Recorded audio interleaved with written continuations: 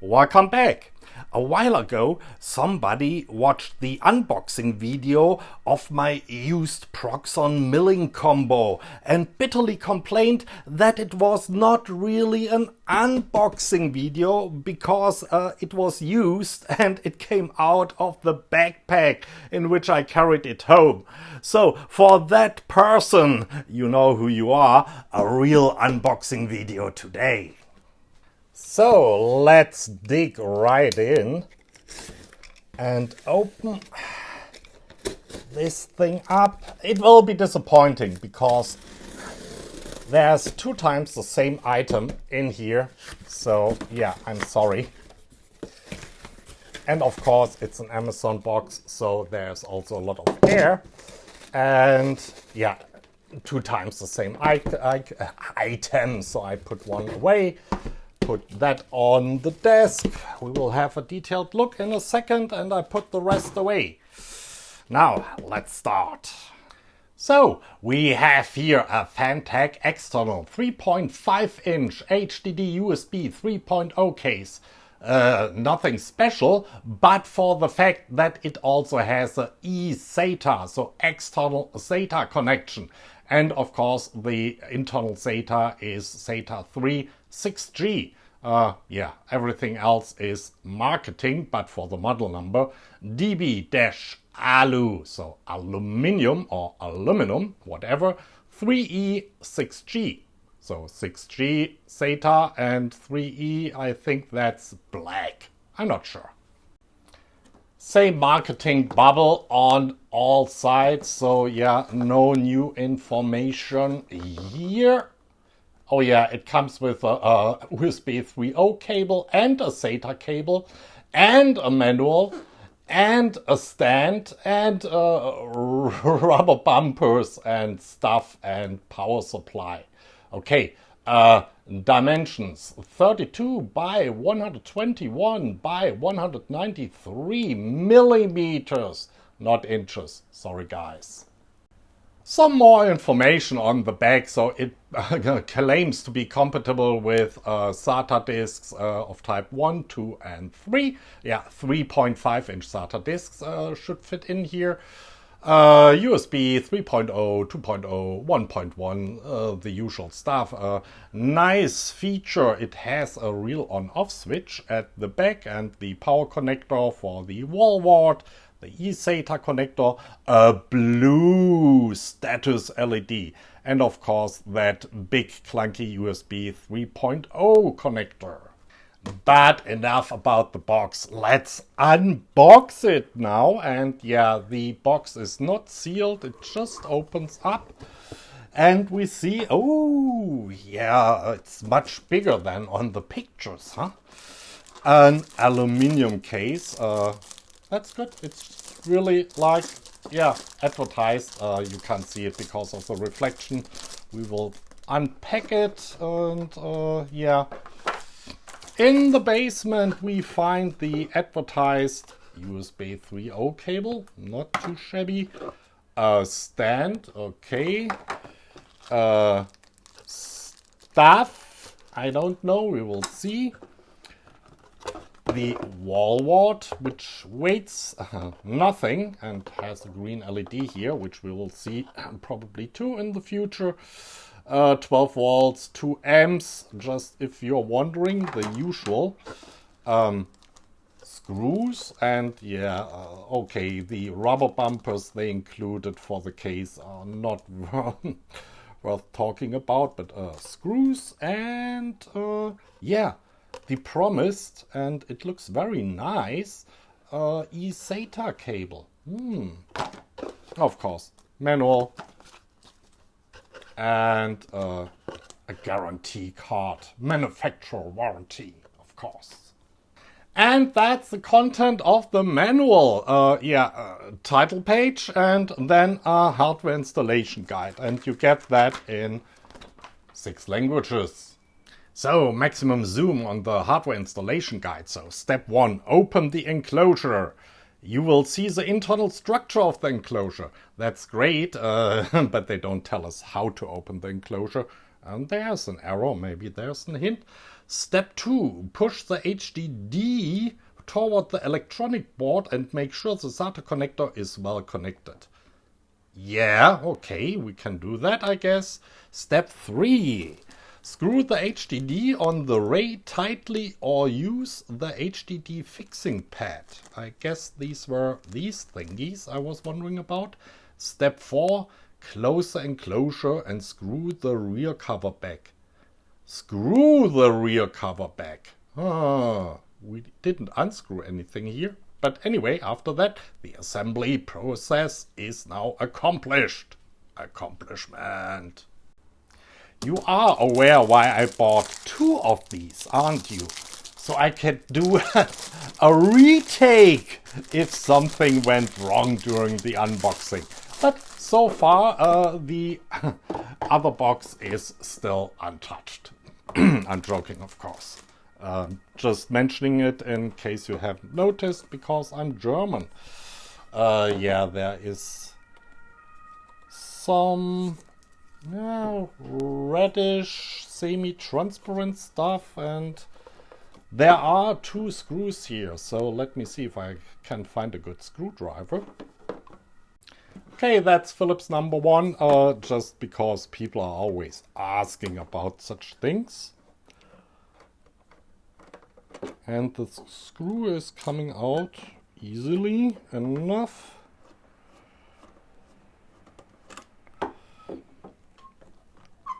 And now what's happening? Ah! It's falling apart. Sorry. Yeah, that's it. I mean, this is really just big nothing. End plate to cover up all the connectors and these 2 screws. And they were so nice, it seems to include, can we see that in here? Let me zoom down. 2 spare screws. Nice, huh? Okay. So let's continue. And I bent the LED, the blue LED. It won't fit anymore into the LED hole. Let me rectify that. Okay. No, I didn't bend it. It is bent this way, so slightly zooming down again. It looks that way, so it can actually shine in that little, can you see that in that light? Yeah, there is kind of a hole here. Transparent stuff. I didn't bend it. It's all right. Everything's fine. And a real clunky on-off switch. Yeah. Wow. Okay. Let me get a hard disk. I hope I have a SATA hard disk. You know me, I only have old stuff. I found an old Samsung 750 gigabyte 7200 RPM disk here. It's from 2008, January, and it draws at the 12 volt rail 0.7 amps and at the 5-point rail 0.5 amps. Remember, 12 volts, 2 amps are going in here, and I guess this is a little switch mode step-down converter to 5 volts, which needs to supply 0.5 amps, yeah, to the disk. We'll see. So, according to the manual, we simply slide the disk in here until at the rear the SATA connector slides in. And to be honest, I have little difficulty accomplishing that with that disk.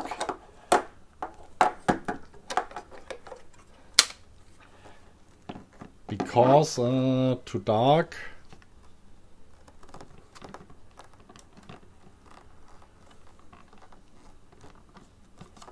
Yeah. Okay, it's in. No problem, not too much pressure. Everything's fine. And now we have the option to put screws in here or use these brackets, and I'm opting for the brackets right now.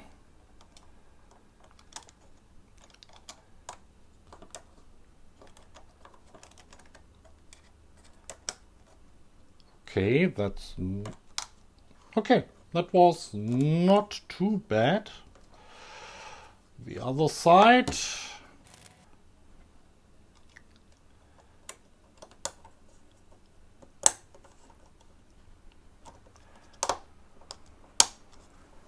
Okay, wonderful. And now we slide everything back into the case again, which is absolutely without any problems. And we attach the, well, back plate, I guess, in this case, with the 2 screws. And remember, there are spare screws for that.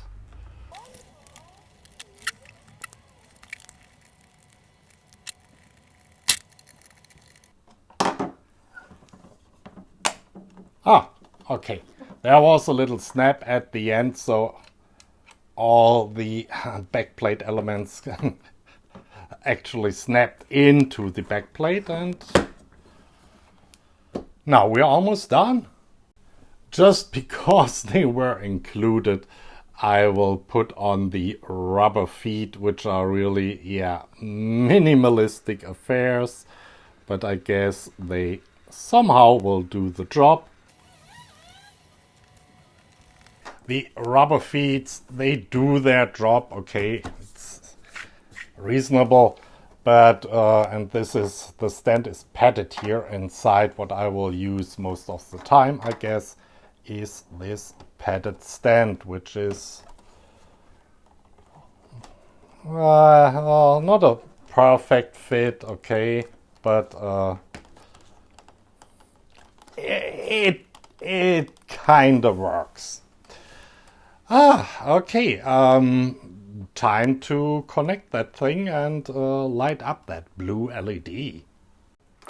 By the way, the cable of the wall wart is a little shy of 150 centimeters.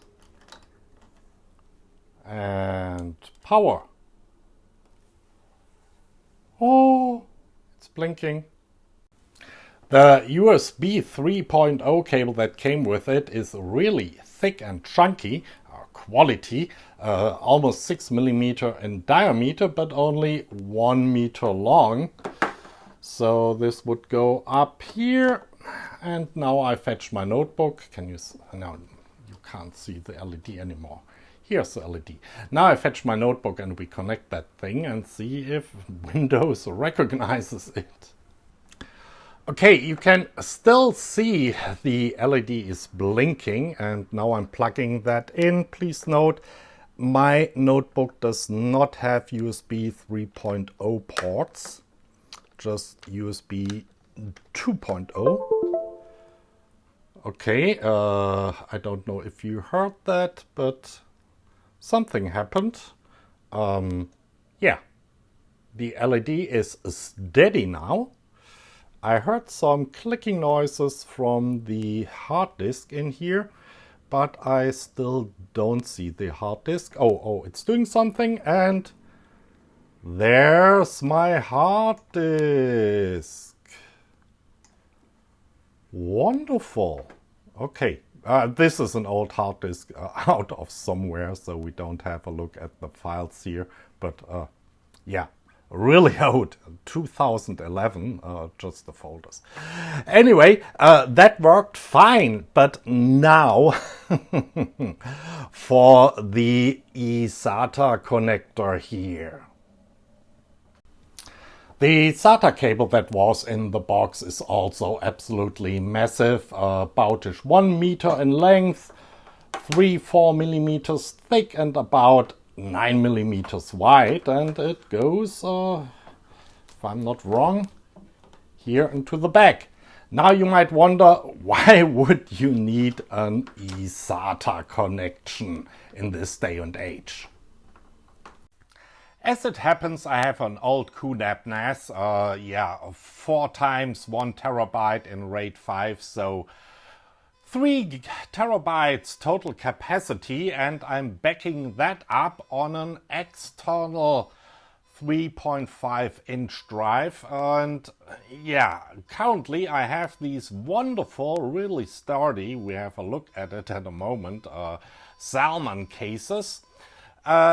Problem being that old QNAP has only at the back USB 2.0 and eSATA connections, and you really don't want to back up 3 terabytes of data via USB 2.0. And as you can hear, yeah, the beep is coming from this ZALMAN external hard disk case. It has a beeper built in, and it's really massive. Yeah, these things are acting up now. That's a little bit of a dark shot. It's at the back of my rack. That's my QNAP NAS, and I connected here the new eSATA cable to the FANTEC external case, and now we switch that thing on and see what happens. There's an eSATA LED here that should light up as soon as I switch that thing on. And our LED is steady. And eSATA is lighting up. Wonderful. Let's have a look, and yeah, a little bit of overexposure so you can see anything on that black thingies here. Let's have a look at the web interface, what the QNAP made out of that new external eSATA disk. And yeah, I have German language settings, sorry, but it actually recognized the drive, and we should be able to open this here in a browser. And yeah, here it is again. Wonderful. By the way, I bought that thing from Amazon for, here in Europe, 29.70 euros, including tax, with free delivery, of course, as always. And please make sure you put in, when you search for it, the right model number. Because there are a whole lot of different varieties here. Some don't have SATA 6G, but only SATA 3G, but there are also some with USB 3.0, but without eSATA, etc. To wrap things up, does it work? Yes. And it comes with some quite nice USB and eSATA cable. Is it a wee bit on the flimsy side? Yeah, compared to my almost 9-year-old ZALMAN, definitely. I mean, this is built like a tractor. We've seen that when we assembled it. It's a really thin aluminum body with a thin plastic front plate and a thin plastic back plate. The stand is more like an afterthought. Its ergonomics a little bit questionable, again, compared to the ZALMAN, definitely. You have here on the back everything you need, including an LED, which gives you some indication of what's going on. However, you have to guess what blinking and a little bit lit up and full lit up means, because it's not documented in the manual. The ZALMAN had 4 LEDs at the front, power, disk activity, USB connectivity, eSATA connectivity, and of course the connectors at the back with a real big clunky power switch. Yeah, the power switch here does its work, but it's not as massive as in the ZALMAN. Would I buy it again for 30 bucks? Yes. And if you are in the market for an external 3.5 inch case that actually has eSATA 6G and some USB 3.x connections at the back, the FANTEC, to the best of my knowledge, where I live, is the one and only offering. So yeah, it's a no-brainer. Till next time, bye.